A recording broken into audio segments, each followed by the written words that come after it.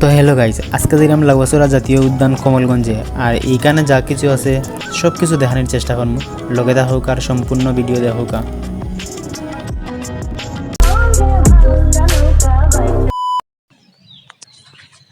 হে WhatsApp guys, কিতা খবর? আসুন অকল বালা, আশা করি আপনারা অকল আসুন বালা। নতুন আর একটা ভিডিও লইছি আমি পাপ্পু, আর আপনারা দেখা Mallick Pappu blog. So guys, Lawachara বাগানের সৌন্দর্যগুলো আমার সাথে সাথে উপভোগ করুন। Let's go. এইটা হলো টিকিট কাউন্টার, আর এইখানে ঢুকতে হলে প্রতি 50 টাকা করে টিকিট নিতে হয়। আমরা 3 জনে 150 টাকা দিয়ে ভিতরে প্রবেশ করেছিলাম। এইবার ভিতরের দিকে যাওয়া যাক। আজকে আমরা লাউয়াছড়া জাতীয় উদ্যানে এসেছি। লাউয়াছড়া মূলত এটি একটি চিরহরিত বন। এখানে অনেক বিরল প্রজাতির উদ্ভিদ ও জীবজন্তু দেখতে পাওয়া যায়।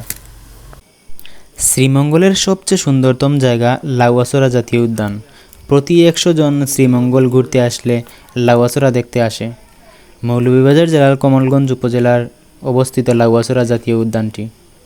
এটি একটি সংরক্ষিত বন, যার আয়তন 1250 হেক্টর। বাংলাদেশের যে 7টি বন্যপ্রাণী ও অভয়ারণ্য ও 10টি জাতীয় উদ্যান আছে, তার মধ্যে লাউয়াছড়া জাতীয় উদ্যানটি অন্যতম। শ্রীমঙ্গল থেকে মাত্র 10 কিলোমিটার ভিতরে। সিএনজি অটো দিয়ে 100 থেকে 150 টাকা ভাড়া নেবে। এই লাউয়াছড়া জাতীয় উদ্যানটিকে প্রাকৃতিক জাদুঘর বললেও কম হবে। এইখানে বিভিন্ন প্রকার গাছগাছালি, পশু পাখি এই বনের শোভা আরও বৃদ্ধি করে রেখেছে। অনেকজনের কাছে সুন্দরবনের পরে এই জাতীয় উদ্যানের অবস্থান। বাংলাদেশের একমাত্র জীবিত আফ্রিকান টিকো গাছটি লাউয়াছড়া জাতীয় উদ্যানেই আছে। এই বনে 276 প্রজাতির বন্যপ্রাণী আছে। তাছাড়া এইখানে দেশ বিদেশের অনেক মুভির শুটিং করা হয়েছে। বিশেষ করে হলিউড ফিল্ম জুলবানের বিখ্যাত উপন্যাস অবস্থান করা around the world in 80 days, এই মুভিটির শুটিং করা হয়েছে এইখানেই। তাছাড়াও আমাদের দেশের প্রখ্যাত লেখক ও সাহিত্যিক হুমায়ুন আহমেদের আমার আছে জল মুভিটি এখানে করা হয়েছে। এই মুভিটির সাইনবোর্ডগুলো একটু ভিতরে প্রবেশ করলেই দেখতে পাওয়া যাবে। এবার সামনের দিকে এগোনো যাক।